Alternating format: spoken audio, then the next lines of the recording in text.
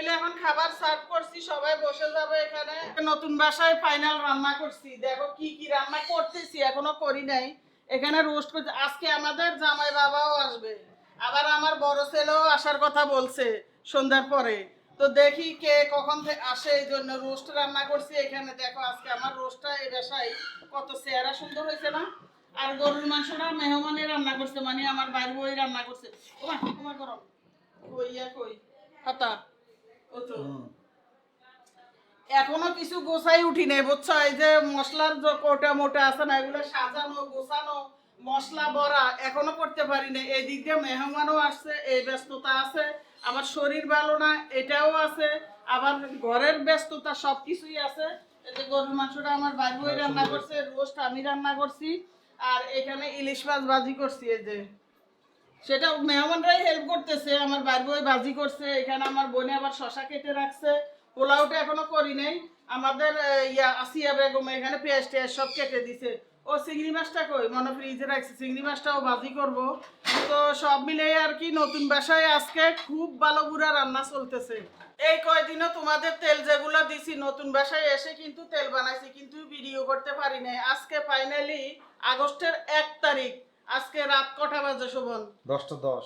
10:10 বাজে। এখন তোমাদের জন্য আমি এত কষ্টর ভিতরে, তারপরেও মানে শরীর ভালো না, জার্নিং বাসায় পাল্টানো সব মিলিয়ে, তারপরেও যারা তোমরা অর্ডার দিছো তাদের জন্য আমি কত যত্ন সহকারে আজকে নতুন বাসায় তেল বানানো আবার শুরু করছি, সেটা ভিডিও করতেছি। তোমরা যারা আমার তেল নাই তারা তো জানো, আর যারা জানো না তাদের জন্য বলি, আমার হাতের বানানো তেলটা কি কি উপকারিতা করে। যাদের চুল পড়ে, যাদের চুল সিল্কি না, যাদের চুল লম্বা হয় না, যাদের নতুন চুল গজায় না, যাদের চুলে খুশকি আছে, এক কথায় সবকিছুর সমাধান। আর তোমরা যারা অর্ডার করো নাই, এক্ষুনি অর্ডার করে ফেলো, ফ্রেশ তেলটা তোমাদের কাছে ইনশাল্লাহ পৌঁছে যাবে।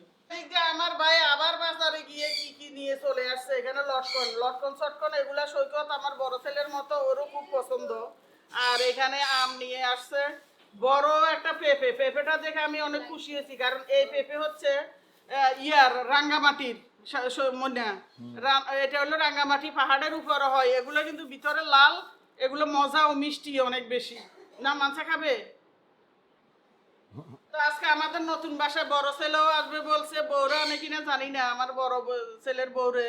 তো এদিক দিয়ে আবার নতুন জামাইও আসবে। তো সেহেরি সেরা আনতে বলছি, আমি বলছি স্মরণরও নিয়ে এসে, আজকে যেহেতু শুক্রবার তোমার অফিস নাই, দেখি সন্ধ্যার পরে আমি ফ্রি হয়ে তারপরে আসতে পারি কিনা। তো যাই হোক, এই জন্য জামাইও আসবে, সব মিলাই আমার আজকে খুব ভালো লাগতেছে।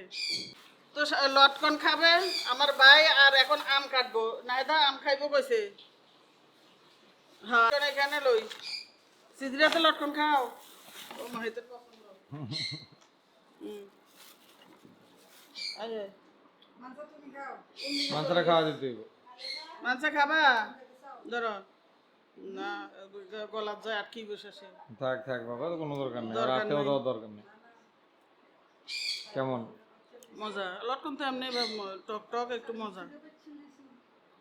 সব রান্না হয়ে গেছে, এখন হচ্ছে শুধু পোলাওর পালা। প্রাকৃতিক দৃশ্য দেখি, দেখো দৃশ্য দেখি আর রান্না বান্না করি। ওই যে তাল গাছে তাল, তারপরে ওই যে দেখছো জুম করে শোভন দেখো, তাল গাছে তাল আছে, এগুলো পাকলে ঠুস ঠুস পড়বে, আর আমরা এনে এনে চিপে চিপে পিঠা বানাবো আর খাবো। খুবই ইজি। তো এখন আমার এখানে মশলাগুলো হয়ে গেছে, ইয়া করা ভাজা, মানে পেঁয়াজগুলো এখন পোলাও সালটা দিয়ে দিব।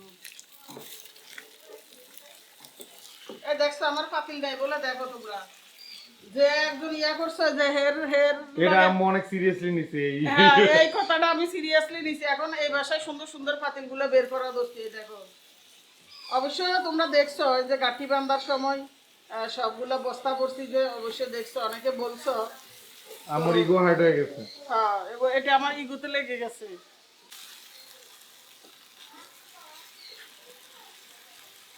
টেবিলে এখন খাবার সার্ভ করছি, সবাই বসে যাবে এখানে। শুধু শোভন বসবে না, কারণ হচ্ছে শোভন বাবুকে রাখবে, তারপরে আমরা সবাই এখন বসে যাব এখানে। হ্যাঁ প্লেট নিছো? এমন নিয়ে আসো। সবার পেটে খিদে লেগে গেছে অলরেডি। আজকে কত বেজে গেছে, গড়ি এটা এখনো লাগাইতে পারি না, গড়ি এটা ফাঁকা। ও মা গো, 4:45। দেখছো কত দেরি হয়ে গেছে, পেট আর কতক্ষণ মানবে। এই যে ইউকা মনে নিয়ে নিতেছে। না দেখো ওই যে এখানে গরুর মাংস নিলাম, লামিসা এখন বসবে না?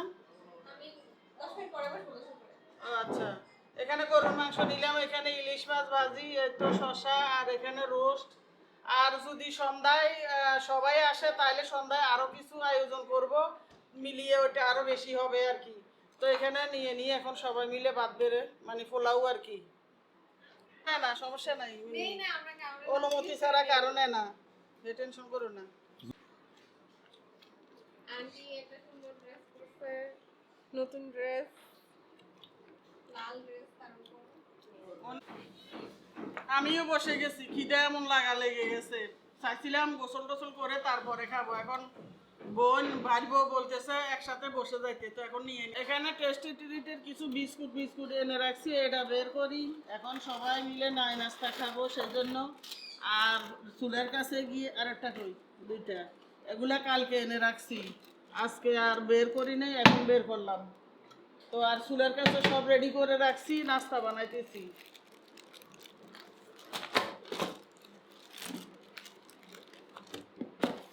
ও এখান থেকে মনে হলো এটা দু তিনটা খাইছে।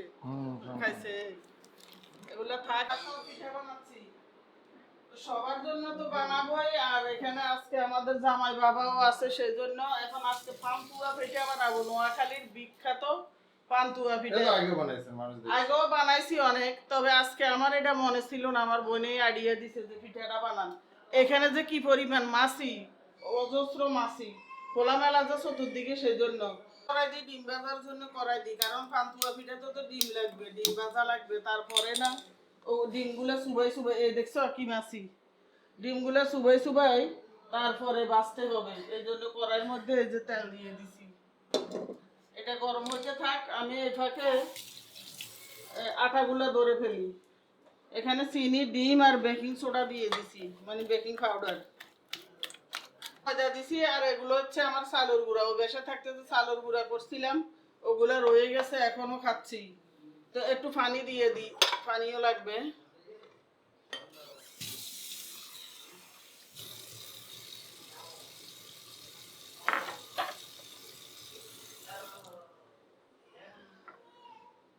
আটা ধরা শেষ, এখন ডিম ভেজে নিব, কড়ার তেল গরম হয়ে গেছে।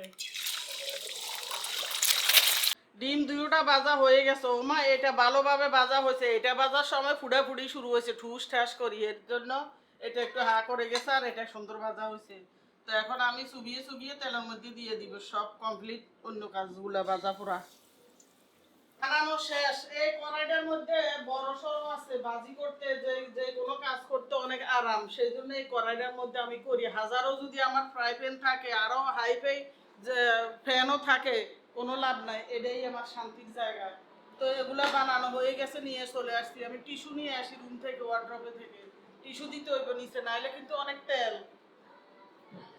টিস্যুর জন্য এসে একটা কথা মনে আছে, দেখো আমার ওইখানের আলমারির কাপড় চোপড়, তোমরা তো দেখছো ওইখানে গ্যাপের ভিতরে আমি আলমারিটা রেখে আসছি, ওটা আনি নাই, এখানে আরেকটা কিনবো বলে, এখনো কিনা হয় নাই। তার জন্য আমার আলমারির দামি দামি জামা, দামি দামি শাড়ি সবগুলো এখনো গাঁটির ভিতরে, এখনো ঠিক করতে পারিনি। টিস্যু নিছি, আরেকটা প্লেট নিই।